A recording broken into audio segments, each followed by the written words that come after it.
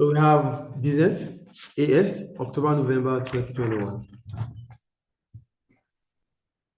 Define the term niche market. We're not going to go through the extract because the extract is at the bottom. A niche market is a market for a specific group of customers. That means businesses that are targeting or focusing on certain group of customers. That's what a niche market is. We go to B. Milk and cream are used to produce ice cream. Construct a supply and, okay, sorry, did I miss something? Okay. Milk and cream are used to produce ice cream. Construct a supply and demand diagram to show the impact of a decrease in the price of milk and cream on the ice cream market. A decrease in the price of milk and cream in the ice cream market means a fall in the cost of production for milk or ice cream producers. As a result of that, the supply curve for milk or for ice cream will shift rightward from S to S1, and it's going to bring about a low equilibrium price. So it can be graphically done through this way.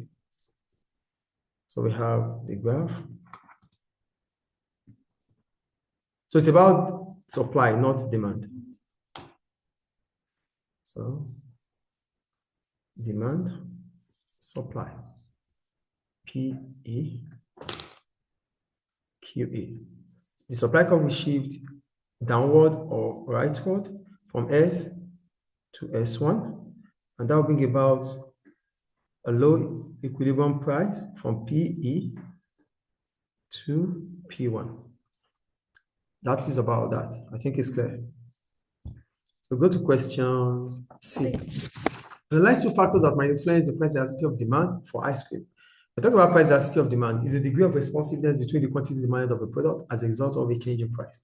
So the factors that might affect price elasticity of demand are one, I wrote about availability of substitutes. And when we talk about substitutes, we're talking about goods that have a positive XED, cause elasticity of demand. That's why we call them substitutes. So based on the extract, according to the extract, the global ice cream market is expected to reach 89 billion by 2023, and it's also attracting new businesses. So if it's attracting new businesses and the market is expected to reach this figure, it simply means there's much more competition in the market. As a result of that, if prices are increasing in that market, the PED will be elastic, because as soon as price increases, consumers will have other varieties to choose from. So a market that is increasing, that has a lot of substitutes, is always price elastic. I want to talk about price elasticity or a price elastic demand. It means the PED is greater than 1. I think it's clear. So availability of substitute, if more substitutes are in the market, the PED for such products will be price elastic. If there are few businesses in that market, the PED for such product will be price inelastic. Then another point I made about our PED factor is brand loyalty. So some customers will be emotionally attached to a brand. Therefore, irrespective of the price, those brands sell, their loyal customers will still buy from them. So for example, some customers will be loyal to Unilever or maybe Nestle. This makes PED become inelastic. So because they are emotionally attached to that product, whatever the price the business sells or the brand sells, customer will still buy. So that makes the PED to be inelastic. And if it is inelastic, it means it is less than 1. And that means there's no significant change in the quantity demanded as a result of a change in price. We're done with question 1. See, then we go to 1D. It said, discuss the importance of product differentiation to the success of Oppo. When talking about product differentiation, is the process of distinguishing a product from those of your competitors. You distinguish. You find uniqueness about your product compared to your competitors. So what are the importance of product differentiation? Yeah, the first one I wrote is about revenue increasing. So I said the importance of product differentiation as follows: 1, it will lead to an increase in revenue as Oppo created ice cream with 60% fewer calories and less sugar than other ice cream. This distinguishes Oppo from the rest of the competitors, and more customers will be attracted to buy from Oppo. That increases, if more customers are buying, that increases revenue for Oppo. That's the first thing. Revenue and profit anyway. The second point I made is about product differentiation is that it is important for product differentiation is important for Oppo as the market is highly competitive. It's an highly competitive market. So one way to attract customers is to find uniqueness in your brand. So, if you cannot find uniqueness in your brand or your product, in the eyes of customers, they see all ice cream as the same. So it's important to find uniqueness, which is product differentiation. The product differentiation will allow Oppo to build its brand. So with product differentiation, Oppo might be able to develop or create brand awareness or brand recognition. And if brand recognition is created, it will bring about brand loyalty. I think it's clear. Yeah. However, it is not likely that Oppo will dominate the market due to the presence of well-established brands such as Nestle and Unilever. Is it clear? So that's about question 1D. Go to question 1E. During its market research, Oppo used 2 primary research methods: interviews and product trials. Assess the advantages to Oppo of using these methods when developing its brand. First, what is the primary research? The primary research is a field research, a first-hand research that is carried out by the researcher. So we start with interviews. When we talk about interviews, that's physical appearance, when we have the interviewer and the interviewee. So here I wrote interviews. It may allow Oppo gain insight about the ice cream market. For example, the interview carried out with ice cream professionals such as Gary Martin. They might have used the interview to avoid some setbacks which may have occurred. So with the interview with Gary Martin, they would have gained some insight about mistakes that they could make. And as a result of that, the mistake can be avoided. Clear. However, interviews may bring about biasness, as some interviewees have told the brothers that they won't succeed. They said that. So if they listen to them, they might not be able to produce their winning recipe. So because there's biasness there. And biasness comes with subjectivity, your own valued opinion. So we go to product trial. During the product trial, Oppo was able to assess the success of their product, as these also allow Oppo to adjust the ice cream before launching to the market or the global market. So the trials was conducted in few supermarkets, according to the case study, and the result is that the ice cream is stocked in over 1,600 UK stores.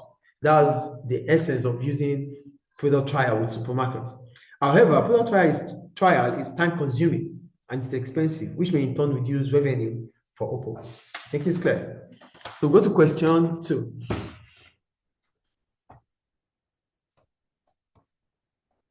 Define the term social media. We're talking about social media. We're talking about a platform which allows people to create content, to discuss, to communicate, or to enhance social networking. That's what a social media is. I wrote, social media is the use of websites that allow people to increase their social networking, such as creating content, blogging, and so on. I think it's clear. So go to question. Yeah. Okay, we'll do this together now. They said the average yearly salary of 18,000 Dutch bank employees who were made redundant was $80,000. Those made redundant were given 3 months' pay plus a bonus of 8,000 per employee. Using the above data, calculate the total amount of redundancy payments made by Deutsche Bank. Your advice to show you working. So first, the formula for redundancy payment. So we have total redundancy payment, TRP. Let me use TRP equals to total employee, it's the same, total per employee, that's total paid per employee, per employee, multiplied by number of employees.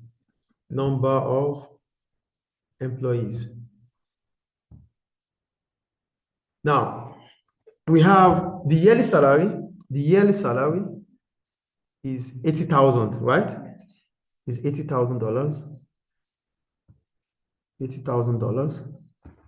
So the monthly salary will be 80,000 divided by 12. Together, it's 80,000 divided by 12. So 80,000 divided by 12 gives us $6,666.67. That's per month. So with that, they said they're given 3 months salary. So you multiply this by 3. So that gives us $20,000. $20,000. So now that we have $20,000, they said plus a bonus. That's 3 months pay plus bonus. So plus bonus, which is $8,000. The bonus is $8,000. So the total payment per employee is $28,000. Do you get that, please? $28,000. And total redundancy payment is total pay per employee multiplied by the numbers of employees. So we have 20,000 multiplied by the total numbers of employees, 18,000 people, right? 18,000. So that gives us $504 million. $504 million. Is it clear? Yes. Great. So go on to question 2C. Thank you.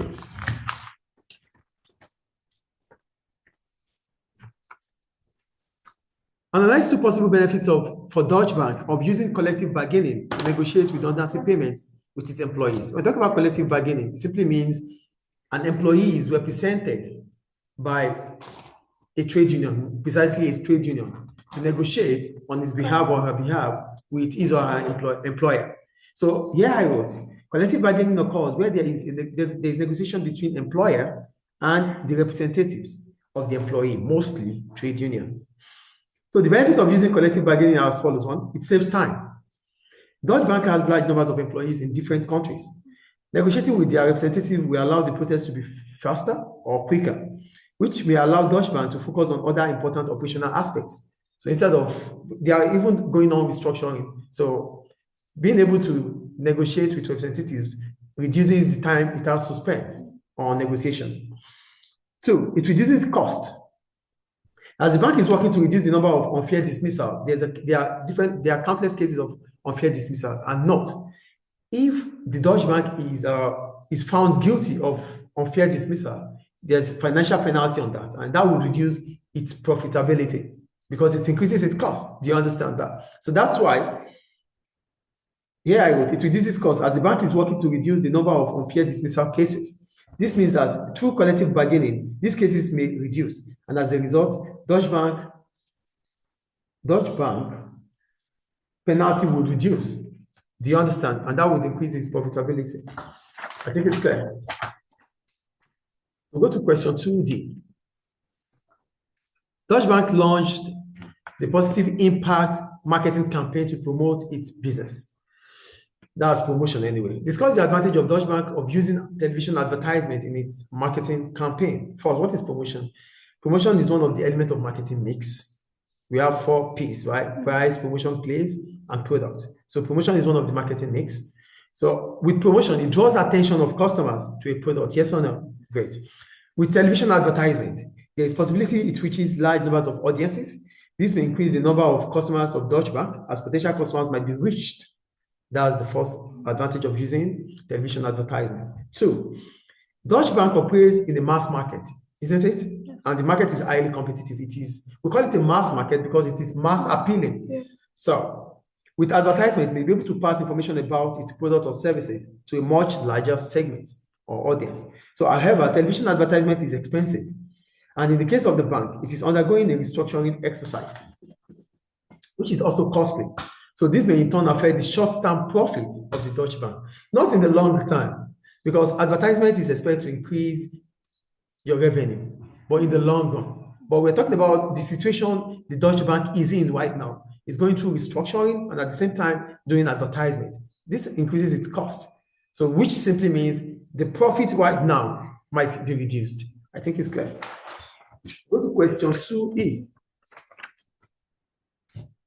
Assess the impact on Deutsche Bank of the changes made to its organizational structure. We're talking about organizational structure. We're talking about the hierarchy within the organization. So here I wrote, organizational structure implies to the hierarchy within the organization.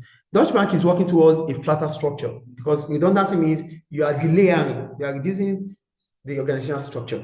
So Deutsche Bank is working towards a flatter structure. This is expected to decrease the chain of command in the organization. And we're talking about chain of command, we're talking about the total number of employees under or subordinates under a manager.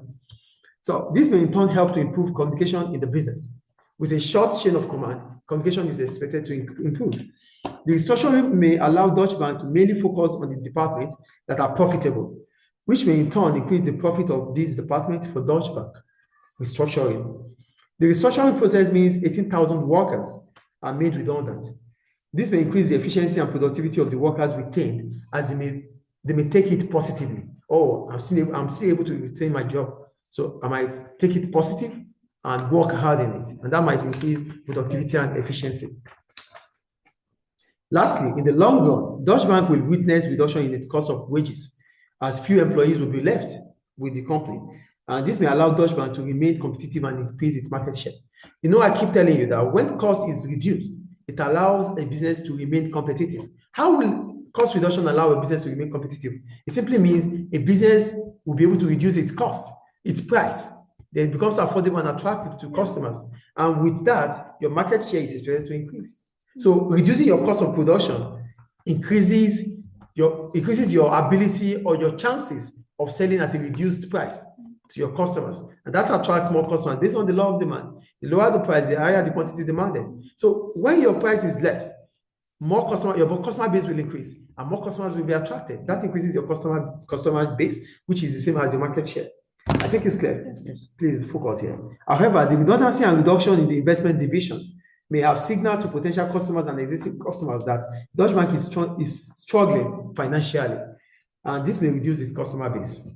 Do you get the point there, please? Do you get it or not? Yes. Okay. Now we are moving. You're welcome back. So we go to question 3. It said, evaluate the extent to which the recruitment and training method used by Japanese businesses may help them compete in the global artificial intelligence industry.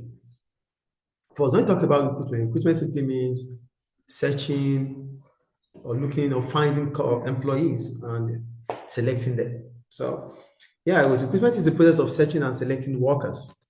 Training itself, it helps to improve your skills, the knowledge of employees. So there's a case study though. So I'm just going to quickly go back to the case study here. I'm going to use the case study to explain it. The extract F and G.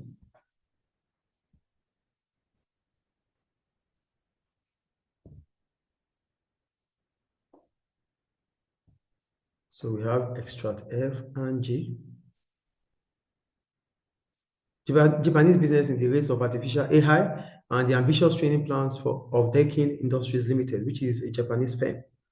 So based on the case study, first, I said there are 3 kinds of training. We have induction, off the job, and on the job training. So Japanese business such as Sony is using financial incentives by offering competitive salaries of up to 7.3 million, which is already stated there, for those with AI skills. So these may attract the best candidates to the industry. I think the point is clear there. Sony is also recruiting workers who have attended universities such as CMU. This may allow new ideas and techniques into Sony. Another Japanese firm, Daikin plans to train over 1,000 of its existing employees who have no current or present knowledge about AI. This may improve their skills and knowledge about AI. That is also important. Daikin also uses off-the-job training, as the graduates hired by the company are trained in Osaka University. That's off the job. So this means the staff will be trained at high level with experts in AI. However, according to the case study, Sony and Toshiba are paying higher wages to attract highly skilled AI workers. Yes or no? Yes. So this may in turn increase their cost of production and may have a significant impact on their profitability in the short run. In the short run, not in the long run, please. So lastly, Japanese firms are using different recruitment and training process to increase the number of their AI experts. But the impact depends on the time it takes to complete the recruitment and training process before they can compete with the rest of the world. So, training and education, it's something that takes time. It's just like education. It takes time before the result comes in. Okay. So how will Japanese firm be able to compete with the rest of the world? Depending on the time they are able to train and recruit workers in the AI. I think the point is clear. So that ends paper 1 of 2021, October. Thank you. Thank you. Thank you, Mr. for today's talk. You're welcome. Okay.